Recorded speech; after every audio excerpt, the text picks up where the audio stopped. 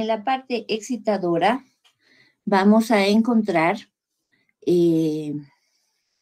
una especie de impulsor que va a estar situada en esta área, ¿no? Es una parte activadora, es una parte que va a permitir generar, por decir así, su propio pulso y además enviarlo hacia las áreas superiores, ¿no? Y va a tener, obviamente, las vías ascendentes y descendentes como la parte inhibidora también. Va a recibir información de tipo sensitivo, como hemos visto en la anterior clase, de varias fuentes, ¿no? De varias fuentes, ya sean superiores o inferiores, ¿no? Ahora, su activación va a depender de la cantidad y el tipo de señales que recibe. En esto del tipo de señales, obviamente las nociceptivas van a ser las más importantes, ¿no? Las que más van a activar. Si nos duele algo, nosotros no podemos dormir, ¿no? Y generalmente cuando estamos con alguna enfermedad, alguna molestia, algún dolor, lo que más quisiéramos es dormir para olvidarnos de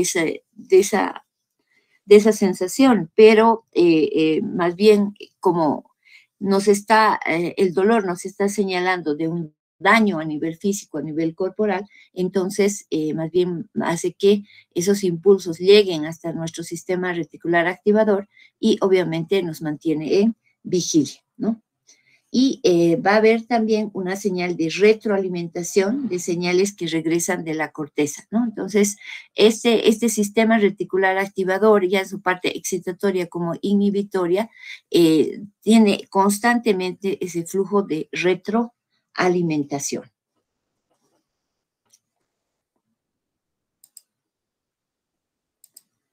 Muy bien, seguiremos. En la otra clase también les comentaba que un corte del tronco encefálico por debajo del quinto par craneal evita el coma, ¿no? ¿Por qué? Porque recibe múltiples señales sensitivas, como hemos visto, de las regiones faciales y orales, que van a estimular fuertemente esta formación reticular.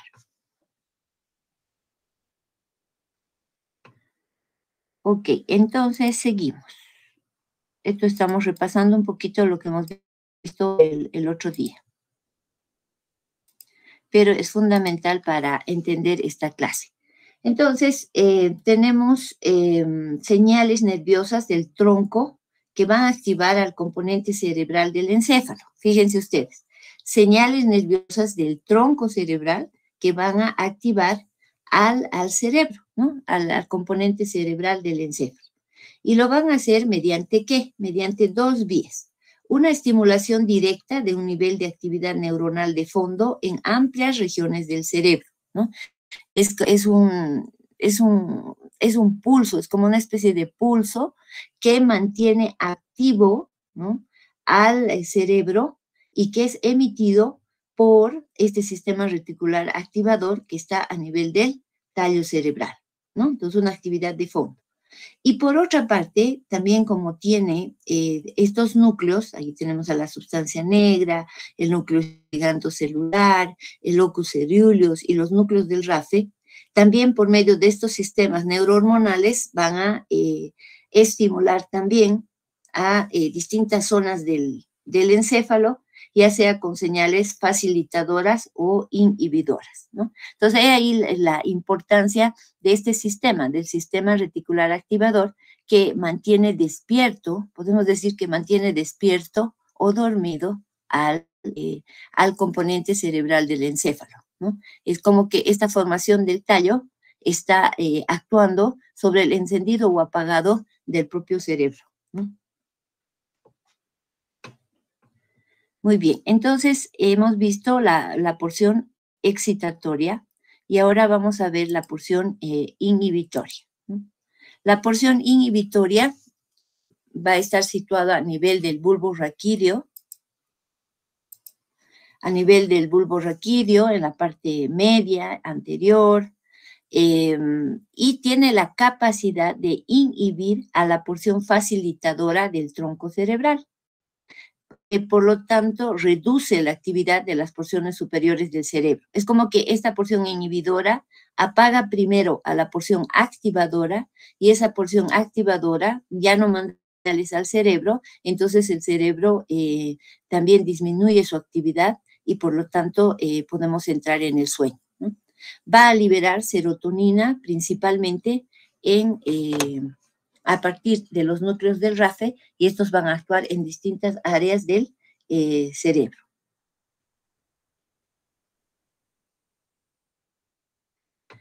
Muy bien, veremos ahora un poquito la cuestión de con quién se conecta estas áreas excitadoras, esta formación reticular. La formación reticular, entonces, va a estar conectada con la médula espinal. ¿Ve? ¿Para qué? Para mantener el tono de los músculos antigravitatorios y controlar los reflejos medulares. Después van a tener señales ascendentes hacia el tálamo, desde donde van a excitar van a excitar a los núcleos talámicos y de aquí van a transmitir señales nerviosas hacia todas las regiones de la corteza cerebral, ¿no? Y también hacia zonas subcorticales, ¿no? Entonces, esa formación reticular va enviando señales hacia arriba y hacia abajo del sistema nervioso central. Muy bien, ahora sí veremos qué es el sueño. ¿Qué es el sueño? Vamos a ver que el sueño no es nada más que un estado de la actividad cerebral y que puede estar en respuesta a la activación o inhibición que se está recibiendo en el propio encéfalo, ¿no? Entonces, dentro de los estados de la actividad cerebral vamos a poder tener sueño, vigilia, también estados emocionales como la euforia, depresión, miedo, ¿no? Entonces, el sueño y la vigilia no son nada más que un estado de la actividad cerebral. ¿Y qué es el sueño? El sueño es un estado de inconsciencia del que se puede despertar, ya sea con estímulos sensitivos, principalmente dolorosos. El sueño va a estar integrado por distintas fases, ¿no? Entonces, ¿en qué se diferencia el sueño del coma, por ejemplo? Es que en el sueño vamos a tener una hora en la cual vamos a despertar. Aunque estemos muy cansados, va a llegar un momento en que vamos a despertar. Pero en cambio en el coma, o sea, si no se trata la causa por la cual se está produciendo el coma, entonces ese estado de letargo, ese estado de sueño, como le conocemos, pues no va a ser revertido. Y hay distintos niveles de coma, del 1 al 4, dependiendo si es superficial o profundo. En los más superficiales puedes obtener algún tipo de respuesta con estímulos auditivos, sensitivos, principalmente dolorosos, ¿no? Y si es un coma muy profundo, aunque produzcas un daño realmente en la persona, pues esa persona no va a despertar, ¿no? No va a despertar. Entonces, en el sueño es un estado de letargo reversible con estímulos adecuados, mientras que en el coma, dependiendo de su profundidad, pues no vamos a obtener ningún tipo de respuesta ni que la persona retome el nivel de vigilia, ¿no? Ahora, en el sueño vamos a tener múltiples fases, ¿no? Desde uno que es más ligero hasta otro que es más profundo.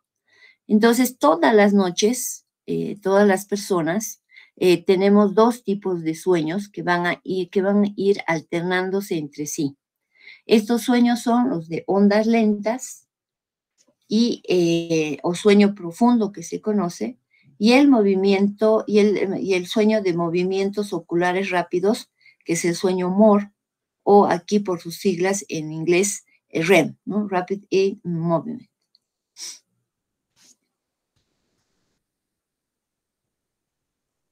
Entonces decíamos que el sueño de ondas lentas, que es también el sueño el sueño profundo, porque se le llama de ondas lentas porque, perdónenme, voy a admitir un ratito. Ya, ya, entonces los dos tipos de sueño, el sueño no REM, que sería el sueño de ondas lentas, el sueño profundo, todo eso, es el que va a presentar en el electroencefalograma unas ondas denominadas lentas, ¿no? Lentas, que son muy potentes y tienen una frecuencia, bueno, menor a la que vamos a tener en la vigilia. En cambio, el sueño de movimientos oculares rápidos, el MOR o REM, presenta movimientos oculares, o sea, movimientos de los globos oculares, ¿no? No sé si alguna vez ustedes han visto a su mamá, un hermano, ¿no? En esa fase, ¿no? Se están moviendo los ojos, ¿no? Del sueño de movimientos oculares rápidos, pese al hecho de que la persona está dormida, o sea, como si está durmiendo porque está moviendo sus ojos, sí, pero en este tipo de sueño, más bien es característico que tengan ese tipo de movimientos oculares. Estos episodios de sueño MOR o REM ocupan el 25% del total del sueño. Y si dormimos 8 horas, entonces 25% está cubierto por el sueño MOR o REM. Y se va a repetir más o menos cada 90 minutos y duran entre 5 a 30 minutos. Ahora, en las dos fases, tanto en la fase MOR y en la fase no MOR, es decir, en la fase del sueño con movimientos oculares rápidos y la fase del sueño sin movimientos oculares rápidos, se producen en sueños, lo que nosotros llamamos soñar, ¿no? Ayer me he soñado que gané una bicicleta, Dios, ¿no? Entonces eso en realidad es un ensueño. Entonces, en ambos tipos de sueño, MOR, no MOR, vamos a tener ensueños. Pero en el sueño MOR se va a registrar en la memoria, mientras que en el sueño profundo, en el sueño de ondas lentas, no existe activación de la memoria y por eso no nos acordamos qué es lo que hemos soñado durante toda la noche, ¿no? Entonces, de ambos sueños, ¿cuál es el más reparador? Donde uno descansa más, donde uno repara más. Es en el sueño profundo, ¿no? Más que en el sueño de movimientos oculares rápidos. Vamos a seguir viendo características de este sueño. El sueño MOR, el de movimientos oculares rápidos o sueño REM, también es denominado sueño paradójico. ¿Por qué? Porque es un sueño desincronizado, un sueño en el cual cuando nosotros le tomamos el electroencefalograma, vamos a ver ondas beta, o sea, ondas de vigilia, ¿no? Ondas de vigilia. Entonces, pero ¿cómo es que tiene un registro de vigilia si él está dormido, ¿no? Por eso es que se le llama a este sueño paradójico o sueño desincronizado, ¿no? Ahora, si tenemos una persona somnolienta, ¿no? Bien somnolienta, bien cansada, los episodios de sueño REM son cortos, ¿no? Pero a medida que la persona va descansando, a medida que avanza la noche, avanza su descanso, la duración del sueño REM va aumentando, ¿no? Si duraba antes un periodo de 1 minuto, 2 minutos, entonces puede ir aumentando en cantidad de minutos a medida que la persona está descansando al avanzar la noche, ¿no? Ahora, hemos dicho que este sueño REM o MOR está acompañado de los movimientos oculares, ¿no? De los movimientos oculares rápidos, pero además hay movimientos musculares de otras partes del cuerpo, ¿no? Cambiamos de posición, ¿verdad? Cuando estamos durmiendo es muy difícil que estemos toda la noche en un solo lado, porque si no estaríamos comprimiendo, digamos, un brazo o una pierna o los puntos de apoyo, y eso incluso podría generarnos heridas. En personas, por ejemplo, que tienen una parálisis, ya sea una paraplegia o cualquier tipo de parálisis, como no mueve ese segmento corporal, entonces los puntos de apoyo, si no se cambian de posición, tienden a ser, a dañarse, ¿no? Y formarse escaras, y eso es bien peligroso. Por eso es que a los pacientes neurológicos, pacientes con problemas nerviosos, pues lo que hay que hacer es moverlos periódicamente para que no se produzcan esas úlceras de decúbito, que también se llaman. ¿Por qué? Porque están producidas simplemente por el peso corporal que está apoyando sobre ese punto de apoyo y que realmente le está quitando la irrigación adecuada, entran en isquemia y se produce un daño, se produce una lesión. Entonces, durante el sueño MOR o REM, tenemos movimientos oculares rápidos, pero también tenemos otro tipo de movimientos que nos van a permitir cambiar de posición y movernos durante el sueño. Ahora, otra característica importante de este sueño es que si queremos despertar a la persona es más difícil que durante el sueño profundo o de ondas lentas, ¿no? Tenemos una persona, por ejemplo, que está teniendo una pesadilla, ¿no? Y nosotros queremos hacerle despertar. Entonces, a veces es mucho más difícil que cuando la persona está con un sueño más calmado, más tranquilo. ¿Por qué? Porque está en periodo, en una fase REM, de movimientos oculares rápidos, como estamos viendo. Después, el tono muscular igual va a estar deprimido, ¿no? Por una potente inhibición de las áreas de control muscular en la médula. Entonces, ¿a quién estará inhibiendo? A las motoneuronas anteriores o inferiores y a los nervios que emergen de estas, ¿verdad? ¿Por qué? Y principalmente, ¿a cuáles está regulada con el tono muscular? Al sistema gamma, ¿verdad? Que es el que está relacionado con los usos musculares, con las fibras intrafusales, para que el tono muscular esté disminuido, ¿no? Pero a pesar de esa extrema inhibición que tienen los músculos periféricos por el estado de sueño, van a existir movimientos musculares irregulares fuera de los movimientos oculares rápidos, ¿no? Que era lo que me refería con lo que decimos que cambiamos de posición, cambiamos la posición de brazos y piernas para tener un mejor descanso. Ya. ¿Qué otras características tenemos del sueño REM? Vamos a encontrar que hay una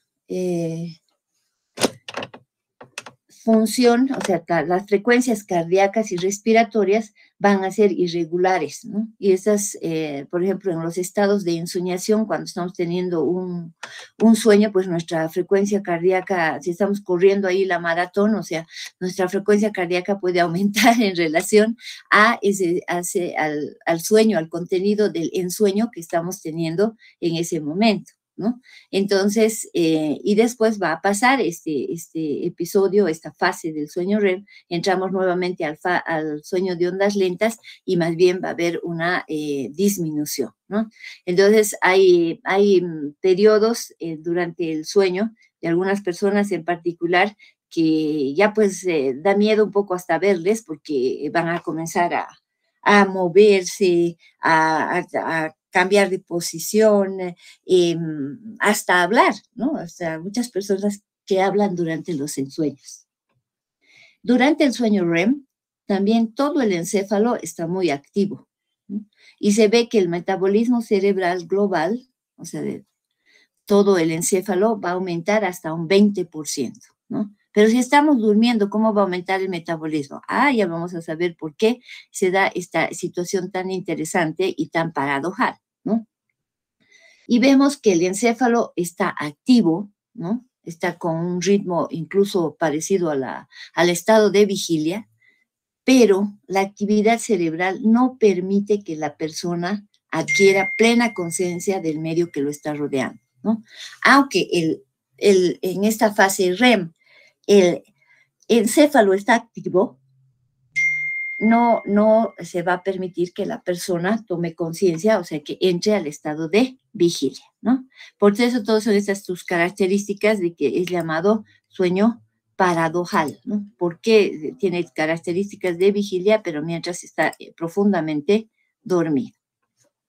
Bueno, seguiremos entonces ahora con el sueño no REM. En el sueño no REM, que es llamado el sueño de ondas lentas, también se le llamaba sueño sin sueños, ¿no? Que sería en realidad sueños sin ensueños, pero lo que se ha visto con todos los avances de la neurociencia, todo eso, es que en las dos fases del sueño, ya sea el REM y el no REM, hay ensueños, ¿no? Hay ensueños. Solo que los patrones de memoria, la memoria no está activada en este sueño no REM, que por eso nosotros no recordamos que hemos ensoñado en esas fases del sueño de ondas lentas o sueño profundo. El sueño no REM es muy reparador, ¿no? Y también va a estar asociado a un descenso del tono vascular periférico y de otras funciones vegetativas del cuerpo, ¿no? Por el contrario, que veíamos que en el sueño REM puede haber incluso aumentos de la frecuencia cardíaca, aumentos de la frecuencia respiratoria en relación a los ensueños que se están presentando en esa fase, ¿no? En cambio, aquí es un sueño el más reparador porque están poniéndole en off a la mayoría de las funciones. Hay una reducción, por ejemplo, del 10 al 30% en la presión arterial, la frecuencia respiratoria y el índice metabólico, ¿no? Por ese estado de descanso. Puede existir aquí ensueños y hasta pesadillas, pero no se van a recordar porque no está consolidada, no se consolida en la memoria. Muy bien. Ahora, ¿cómo es que nosotros entramos a ese sueño o a esas fases? ¿Cómo cambiamos esas fases de sueño y vigilia? ¿Cómo cambiamos? ¿A qué se debe? ¿Cómo se produce eso? Hay múltiples teorías y dentro de estas se va a tomar una que es la teoría pasiva del sueño, otra que es la teoría activa del sueño, y vamos a ir viendo esto a continuación. En la teoría pasiva del sueño, las áreas excitadoras de la parte superior del tronco del encéfalo, es decir, protuberancia y mesencéfalo, la porción activadora, ¿se acuerdan? Según esta teoría pasiva del sueño, simplemente acaban cansadas después de que la persona estaba todo el día despierta y como consecuencia quedaban inactivas, ¿no? O sea que esa porción activadora del sistema reticular ascendente, al estar despierta todo el día se cansaba y bueno, con esta teoría, entonces le decía al encéfalo, o sea, ya no mandaba esas señales activadoras al tálamo y del tálamo no eran activados esos núcleos y no se mandaba la actividad, esos impulsos nerviosos hacia la corteza cerebral simplemente por cansancio, ¿no? Entonces, esta es la teoría pasiva del sueño. Pero hay que considerar también que tenemos en la formación reticular también núcleos, ¿no? Y los núcleos producen neurotransmisores. Y uno de los neurotransmisores más importantes relacionados con el sueño es la serotonina, ¿no? Entonces, todo es todavía una discusión, digamos, no es que ya se ha llegado completamente a definir cuál es la teoría exacta que produce el sueño, pero hay que ver el juego que tienen, no solamente la actividad eléctrica en sí misma, sino también el rol de los neurotransmisores, que son los que también juegan un papel protagónico en el sueño. Entonces, recordemos que teníamos, aquí es el esquemita del sistema reticular activador, varios núcleos, ¿no? Y tenemos los núcleos del RAFE en el bulbo que producen serotonina. Cuando se estimulan estos núcleos del RAFE y se produce la secreción de serotonina, se produce sueño, ¿no? ¿Y qué son estos núcleos del RAFE? Una pequeña lámina de neuronas muy especializadas que están situadas en la línea media del bulbo.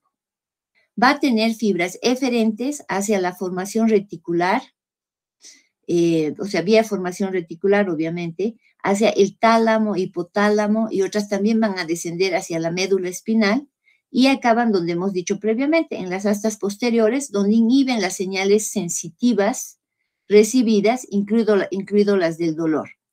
Entonces, aquí no solamente estamos viendo que hay señales de la formación reticular para el área motora, para el tono muscular, sino también para una disminución de la función de las señales sensitivas, de las neuronas sensitivas del asta posterior de la médula. ¿Por qué? Porque durante el sueño pues estamos durmiendo, ¿no? Estamos descansando, entonces tiene que disminuir tanto la función sensitiva como la función motora. Entonces, en esta teoría pasiva del sueño, era simplemente un cansancio del área excitadora de la función reticular, ¿no? Pero no consideraban el efecto que tiene la serotonina producida por los núcleos del RAFE para producir sueño. Ya. Sí, existen, además de estas áreas que son las más importantes, hay algunas áreas que también producen sueño. Por ejemplo, el núcleo del tracto solitario puede generar sueño. Puede producirse también sueño si estimulamos algunas áreas del diencéfalo. ¿Qué áreas del diencéfalo? La porción rostral del hipotálamo en el área supraquiasmática. Y también ahí se produce sueño en una zona en los núcleos de proyección difusa del tálamo también. Entonces, tenemos la formación reticular, pero también tenemos otras áreas que pueden producir sueño, ¿no?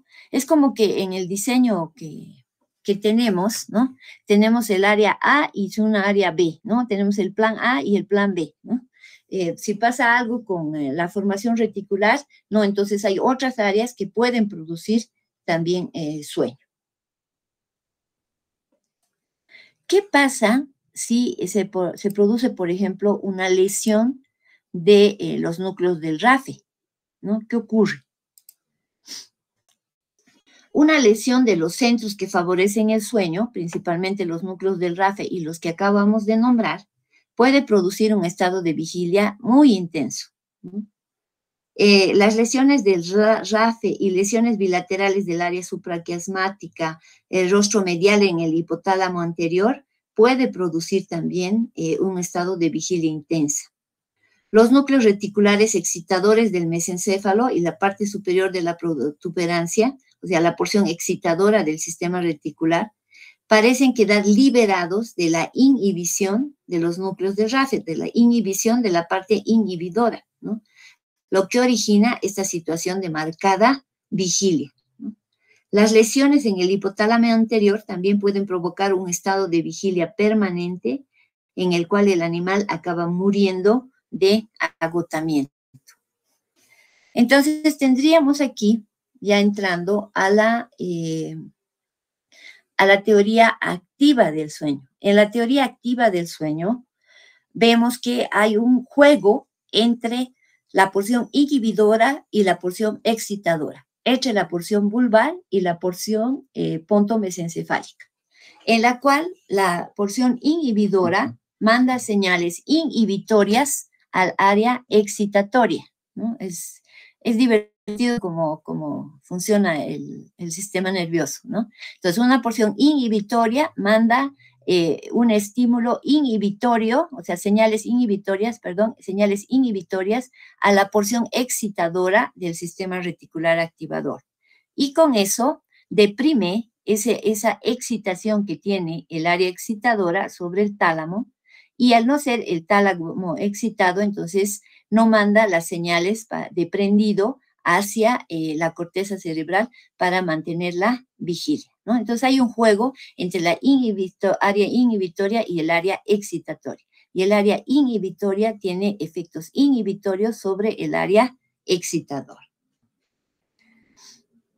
A ver, pasaremos a la siguiente entonces.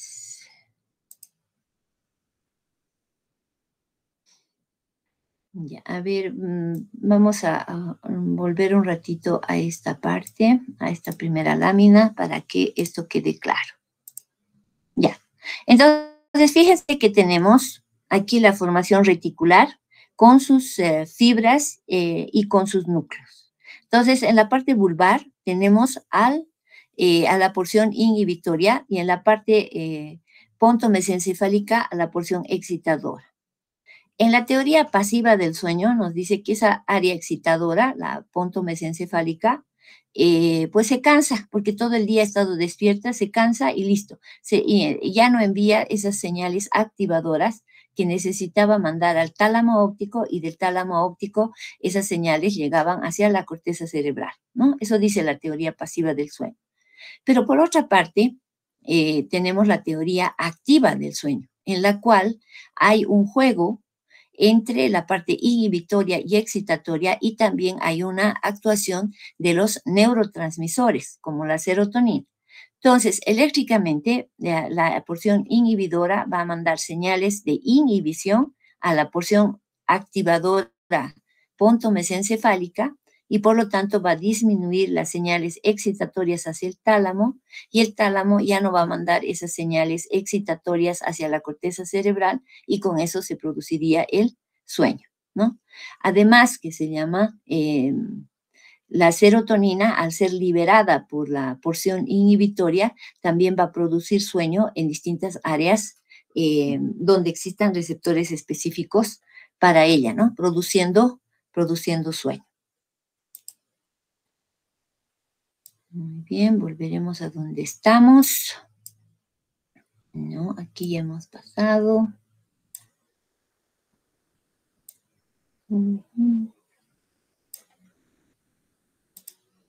Ya, ahora entraremos un poco a ese juego mismo que es el ciclo de sueño y vigilia.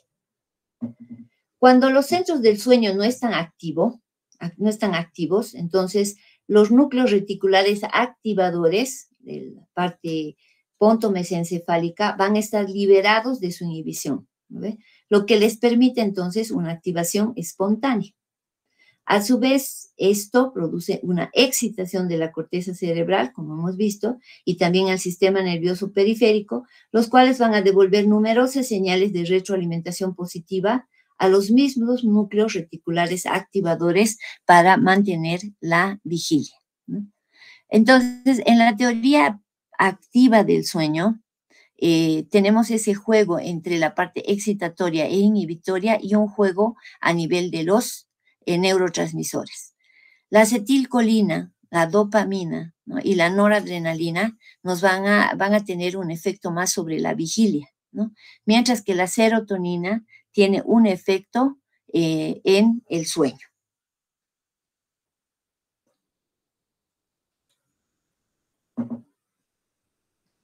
Ahora, ¿qué ocurre si a una persona no le dejamos dormir, ¿no? O sea, ¿qué hacemos si a un animalito o a una persona le privamos del sueño? O sea, hay en torturas, hay en todo ese tipo de cosas que la humanidad a veces hace, ¿verdad? Entonces, en todos los mamíferos, incluso en los humanos, también hay una puesta al día o rebote tras la privación del sueño, específicamente del sueño REM. Pero también el de ondas lentas. ¿Por qué? Porque hay un rebote en el cual trata el cuerpo de recuperar esas dos fases de sueño que no han sido cubiertas, digamos, ¿no? ¿Por qué? Porque vamos a ver que el cuerpo necesita, y el sueño tiene una función fisiológica muy importante, ¿no? Por eso es que, aunque sea una ligera restricción del sueño, como cuando ustedes están estudiando para el parcial a última hora, ¿no? Va a tener un efecto de rebote, e incluso puede ser muy malo porque puede deteriorar el rendimiento cognitivo, físico, la productividad general, incluso la salud de la persona, ¿no? Entonces, hay efectos neurológicos y hay efectos a nivel corporales, a nivel general, por la falta de sueño, ¿no? Entonces, si les ha de pasar a ustedes también, ¿no? Que cuando hay días que no están pudiendo dormir normalmente, entonces va a haber un momento que se caen de sueño literalmente, ¿no? Entonces van a recuperar tanto el sueño profundo como el sueño REM. ¿Por qué? Porque es esto del periodo de puesta al día o de rebote tras esa privación selectiva del sueño REM o de ondas lentas. O sea, en ambos nosotros necesitamos recuperar, ¿no? Ahora, ¿qué pasa si a una persona no le dejamos dormir permanentemente? Por ejemplo, a los que los torturan, les ponen golpes, ¿no? O sea, ruido, es un ruido constante, ¿no? O sea, se veía eso. Va a llegar a un estado realmente ya que va a confesar todo porque ya está tan cansado, está tan eh, deprimido incluso, o sea, tan alterado que ya va a hacer toda la confesión. O por otra, va a caer en un estado de sueño que difícilmente lo van a poder despertar. Entonces, el sueño es sumamente importante para nuestro rendimiento cognitivo, para el aprendizaje. Es difícil que, por ejemplo, ustedes, yo, cualquier persona que intente aprender sin dormir, sin descansar lo suficiente, ¿no? Necesitamos que en ese periodo de sueño todos los engrames de memoria pues sean depositados ahí en el hipocampo para que puedan quedarse como memoria a largo plazo, ¿no? Entonces es sumamente importante tener ritmos adecuados de sueño y vigilia, ¿no? Ahora, estos ritmos también van cambiando en función de la edad, ¿no? Los niñitos pueden tener un ciclo con múltiples momentos de sueño, o sea, los bebitos, múltiples sueños y múltiples periodos de vigilia, hasta que por la maduración cerebral, el crecimiento, ya vamos dando a ese ciclo de sueño y vigilia, ¿no? Vigilia en el día y de sueño en la noche. Ya. Hoy día vamos a quedar hasta aquí y mañana vamos a terminar el tema. No sé si ustedes tienen alguna duda o algo, pero lo más importante es saber que la formación reticular está conformada tanto por fascículos nerviosos como por núcleos. De esos, y esa formación reticular se divide en dos partes, una porción activadora, que es que está situada en la protuberancia y en el mesencéfalo, y una porción inhibitoria que está situada en el bulbo. La porción inhibitoria tiene principalmente a los núcleos del RAFE que producen serotonina y estos van a producir sueño. Mientras que la porción pontomesencefálica tiene a locus coeruleus, tiene al núcleo gigantocelular, tiene a la sustancia negra o locus niger, y estos están más relacionados con la vigilia, ¿no? Con la vigilia. En la teoría pasiva del sueño era simplemente por un cansancio de la porción activadora, ¿no? Que se producía el sueño. Y por otra, qué bonito, Vila, un sonámbulo, ya, ahorita les explico, está bien. Y en la porción inhibitoria, ¿no? Es cuando o sea, y en la parte activa, en la teoría activa del sueño, en la teoría activa del sueño, entonces hay un juego activo, tanto de la porción inhibitoria como excitatoria, y una participación protagónica, podemos decir, bien importante, de los neurotransmisores que son producidos tanto en la parte excitadora como en la parte inhibitoria. En esto del sonambulismo, es bien interesante porque hemos dicho que en el sueño profundo no hay movimientos musculares, no hay ni movimientos de los ojos ni otros movimientos, ¿no ve? Pero cuando estamos con el sueño REM, en el sueño REM hay movimientos oculares rápidos y también hay otros movimientos, ¿no? Hay otros movimientos de otros segmentos corporales. Pero la persona está consciente, no, la persona no está consciente, porque hemos dicho que en el sueño REM la actividad cerebral parece como que está despierto, ¿verdad? Hay movimiento muscular, hay incluso aumento de la frecuencia cardíaca, de la frecuencia respiratoria, pero esa persona no está consciente, no está consciente. Entonces, en los sonámbulos, muchas veces de estos también ocasionados por descargas paroxísticas, es decir, por descargas de algunos focos irritativos también a nivel de la corteza cerebral, ¿no? Porque hay que descartar eso, ¿no? Hay que descartar si no se tratara también de un problema de epilepsia, digamos, un tipo de epilepsia. Entonces, Digamos que este sonámbulo está, ya no tiene, no tiene ese foco irritativo. Entonces, ¿cómo se puede explicar que se levante y camine? Ahorita, bueno, en diciembre hemos ido al río Itenes y ahí hemos encontrado a una chiquita de 12 años que tenía esas crisis como de sonambulismo y se quería meter al río Itenes, que es una cosa enorme, donde hay hasta, ¿qué se llama? No cocodrilos, porque no tenemos cocodrilos aquí, sino caimanes, donde hay caimanes, hay serpientes, hay de todo, ¿no? Y quería ir a las 4 o 5 de la mañana, se levantaba y se quería ir al río, o sea, se podía morir ahí o ser comida de alguien, ¿no? Entonces, eh, ¿eso era sonambulismo o era una crisis epiléptica? En el caso de la chiquita, fue una crisis epiléptica, ¿no? O sea, un tipo de crisis psicomotoras que te permite, digamos, actuar como si estuvieras despierto, moverte, hacer todo y tener unas conductas de tipo anómala de la cual la chica, la niña no tenía conciencia, ¿no? Pero en el sonambulismo, o sea, que donde no se encuentra, digamos, esos focos irritativos a nivel cortical. Puede ser simplemente que en el sueño REM, como tiene actividad muscular, entonces la persona va, se levanta y comienza a caminar. Entonces está en un periodo REM. Y una de las formas que se ha visto para hacerles, para que no ocurra eso, porque nadie va a estar vigilando todas las noches y todos los días y todas las horas, les ponen al pie de su cama un bañador con agua, ¿no? Entonces, ese bañador con agua, el contacto, o sea, el estímulo del agua fría, ¿no? Es tan fuerte que entonces le permite despertar y ya no sigue con la crisis. Entonces, del sonambulismo, si no hay un foco irritativo, podríamos ver que es nada más que una exacerbación de los movimientos en el sueño REM, ¿no? Porque no hay y no va a haber, no lo termina de despertar. Hemos dicho, el ritmo electroencefalográfico es como de vigilia, pero no está despierto. El ritmo electroencefalográfico está muy activo, ¿no? Parecido al de vigilia, pero esa persona no está despierta, ¿no? Es como que el estado de conciencia, de estar conscientes del medio que nos rodea, esa pequeña parte no está activada durante el sueño REM, ¿no? Entonces hay esas dos posibilidades en un sonámbulo, ¿no?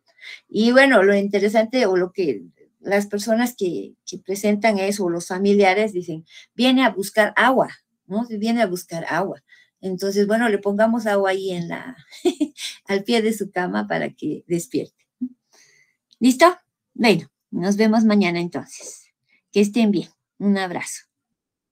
Doctora, una consulta. Ah, sí, sí, dime. Cuando una persona tiene anemia y mucho sueño, ¿qué parte de toda la estructura del encéfalo y la médula se encuentra dañada o alterada? No, ahí el problema de base no es a nivel cerebral, a nivel encefálico, a nivel nervioso. Ahí en la anemia hay un déficit de glóbulos rojos. Si hay un déficit de glóbulos rojos, entonces hay una menor cantidad de oxígeno que está siendo transportado. Y el encéfalo es sumamente eh, dependiente de la cantidad de oxígeno.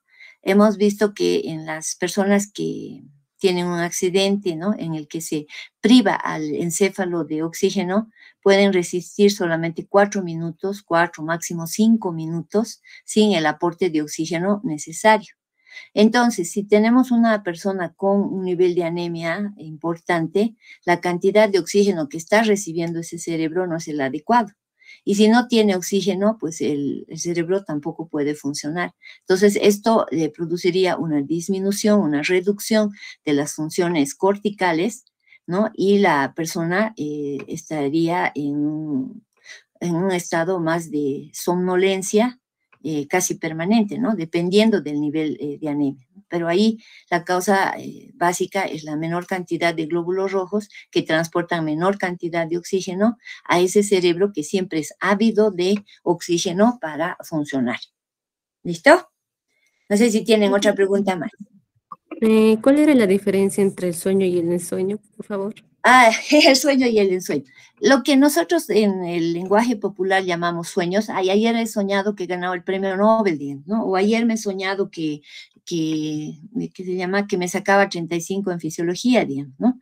Entonces, eso, o cualquier sueño, digamos, ¿no? Que estaba comiendo un pastel, digamos, o cualquier sueño que ustedes tengan bien procesado, en realidad se llaman ensueños, esos son los ensueños, porque sería sueño, el sueño es un estado de activación, como hemos dicho, es un estado de activación del encéfalo, ¿ve?